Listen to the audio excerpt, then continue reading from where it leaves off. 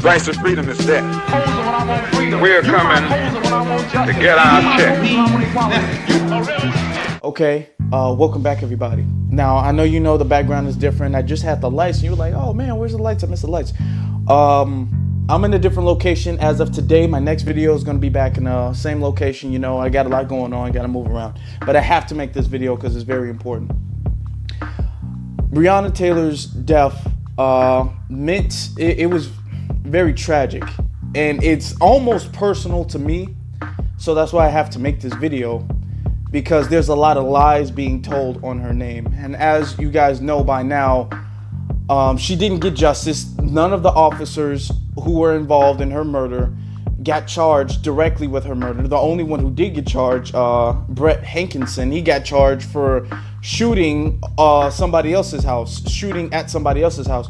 So there's that. You know, her life didn't matter. Her murder didn't matter. What happened to her was okay, according to them.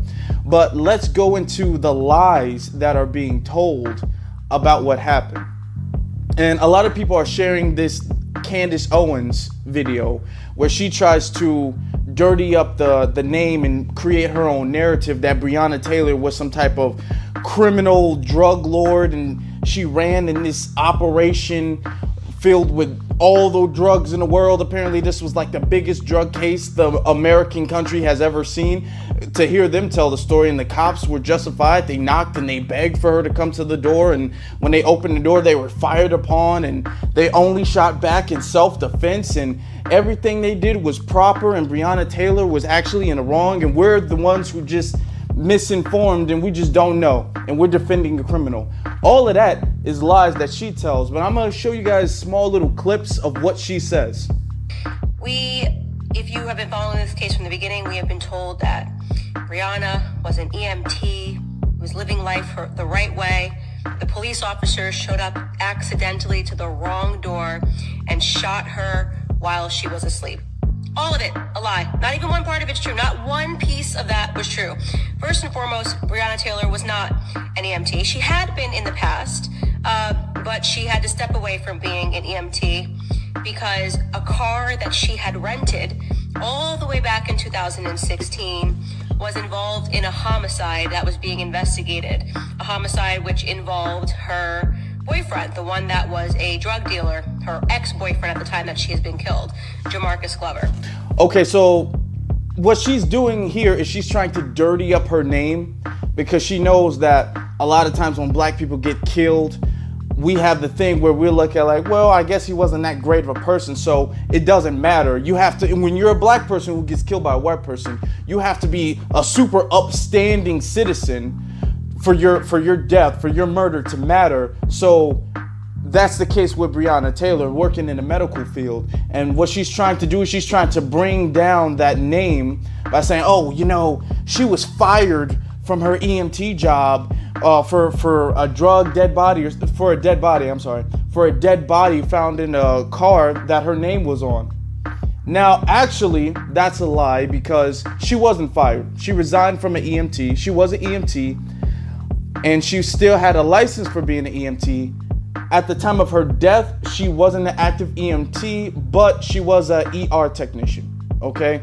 So she was still in the medical field. She was working at 2 different hospitals at the time of her death. She actually did overtime in the hospital at the time she died. So her not being an EMT, that really doesn't matter whether she was an EMT or an ER technician.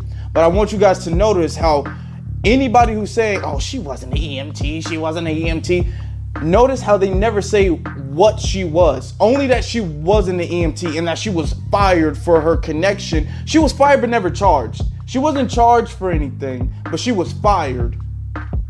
Now, she resigned and it has on her box the do not hire thing, but we don't know why that is. She still had her license and she was still working in hospitals, 2 hospitals, and she was still an ER technician. So we don't really know the full details of that, but it doesn't matter. The reason she's bringing that up is so we don't have the sympathy for her death. That's the reason she's bringing that up. But let's go on and listen to some more of her lies, and I'll debunk those too. They had been monitoring that property for weeks. They had a poll camera camera watching every single thing that that group of people did because they were involved in meth, crack cocaine, they were moving drugs, and Jamarcus Glover was the person who was at the center of it, okay? So she states that Brianna Taylor was actively helping her ex-boyfriend Jamarcus Glover move drugs.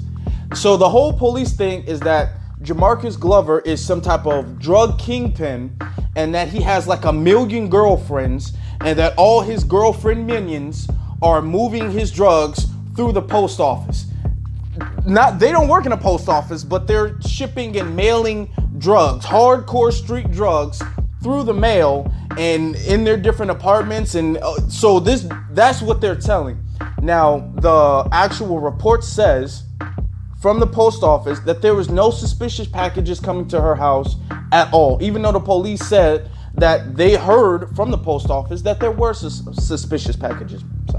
There were suspicious packages, but the post office has said, no, there weren't, because that doesn't make any sense.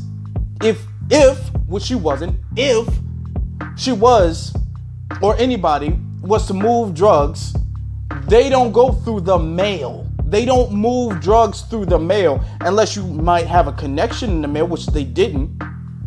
You don't put drugs in a box and ship it through the mail just as a regular thing. We're just shipping drugs through the mail, through the post office. Okay, you never heard of that because it doesn't make any sense.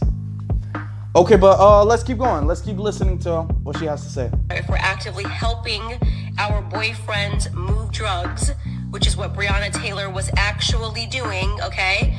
This is the truth. You can head and you can read all of the police investigative reports. It doesn't matter that the police had an actual warrant to be at her place, that they had been trailing her, that her name was on the warrant when they showed up at her place. It was not the wrong address. Everything the media told you was a lie. The police officers had every right to be at her property. Okay, so she says the cops had evidence to go in her house. Her name was on the warrant. They weren't at the wrong apartment, that's why it's important for you to stay tuned to the end of the video, because I will show you guys why the narrative was created that they were at the wrong apartment. I will actually show you guys the reason as to that. But she's saying, to her, it's solid proof that she was involved in this drug operation of the century, of all time, the biggest drug operation of all time, hear them tell it. But when they went in her house, they didn't find anything at all. There's actually no evidence tying her to anything that Jamarcus Glover had going on when it came to drugs. There was no evidence that she was involved with anything. There was no dirty money. There was no drugs. There was no illegal weapons. There was no anything, which is why it took them so long to create this narrative, because they didn't have anything at all on her.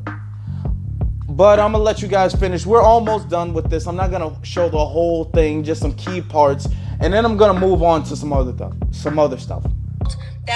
She had nothing to do with anything, and it was all an accident. It was not an accident, okay? She was knee deep in drugs.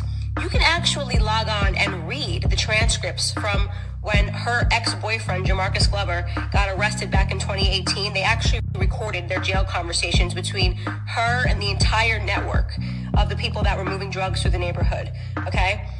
He was asking her to do things in his place. She was involved, and she was also made it very clear that she was worried because she loved him so much that he was going to end up in serious trouble one day. Unfortunately, she didn't worry enough about herself. Okay, I do want to talk about those transcripts because they're very misleading. If you don't actually read the transcripts, if you just listen to somebody tell you the transcripts, they can put their own little spin on it, and then you'll interpret the transcripts as whatever they said the transcripts are. The transcripts are kind of weird. I'm not gonna put a spin on it, but they're weird. If you go look at them, they refer to I don't even honestly believe that those are honest transcripts, but let's say that they are. Brianna Taylor was talking to her, and she mentioned the word trap house or something like that. She mentioned some other names. She doesn't actually state that her apartment is the trap house. Now, they'll say, oh, she stated that her place was the trap house. She didn't state that her place was the trap house. She mentioned a trap house, and other transcripts have Jamarcus Glover mentioning that Brianna Taylor had his money, or Brianna Taylor was going to bail him out. And then other transcripts mention that somebody else was going to bail them out. So it's like kind of all over the place. Plus, there's no physical evidence to link any of that stuff. There's no physical evidence of her holding his money. There's no physical evidence of her holding his drugs or moving his drugs.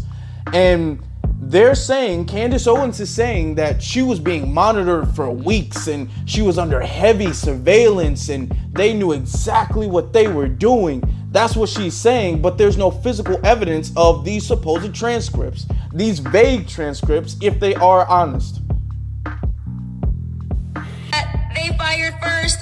They shot a police officer, and I shouldn't say they, I should say the guy that she was with at the time, Kenneth Walker, fired and shot a police officer before hiding behind her and running to the back of the house. And she then took all of the bullets from the returning police officer as they were standing in a hallway side by side next, and gone in the way that the FBI raided Roger Stone's house. Okay?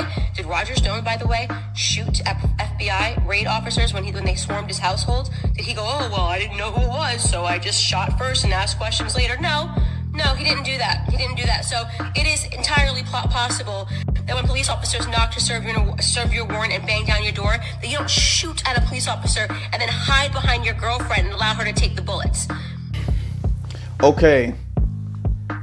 She's saying that they shot first, or Kenneth Walker shot first, which was justified because he is a legal gun owner. He didn't know that they were police. He has no record or anything like that. And that's why they don't really want to mention his name, is because they can't dirty it up. There would be no reason, because he's not involved in anything. They're not even trying to imply that he's involved in anything. So there's no reason for him to shoot at police.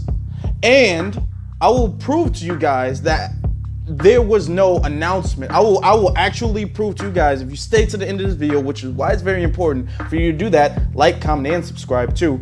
But it is important for you to stay to the end of this video, because I will prove to you guys that the police are lying about announcing themselves, and that they bust in and Kenneth shot almost at the same time because he thought somebody was breaking into the house. And a person with a gun, you see somebody breaking into your house, what are you supposed to do? Well, I'm going to sit there and I'm going to wait and I'm going to interview them and find their intentions. And if it's bad, then I'm probably going to shoot them. That's not what a normal person would have done in that situation. He acted correctly in that situation because he didn't know that they were police officers. That's why he tried to shoot a warning shot, which he aimed low. And there's proof of that too. That's why he hit him in the leg instead of in the chest. But we're almost done with her little BS, and then we're gonna move on. I hate the fact that you guys have to listen to her voice or see her face, but just bear with me because we're almost done. So the police come, they knock on the door, okay? And they say police. Why do we know that's true? Because Kenneth Walker himself verified that him and Brianna Taylor heard the knock at the door, and the neighbors came outside to speak to the police officers. The neighbors have verified that the police officer said it's the police, okay? Now, Okay, that's it. We're done with her. Now, as far as the witnesses, and we will get into that, because this video is going to be very thorough. This video is going to go through every little aspect of what she had to say. But as far as the witnesses, all of the witnesses, all of them said that they did not announce themselves. Then later, one of the witnesses changed his story and said he did hear them announce themselves once. You heard them identify themselves either to you or to anyone else?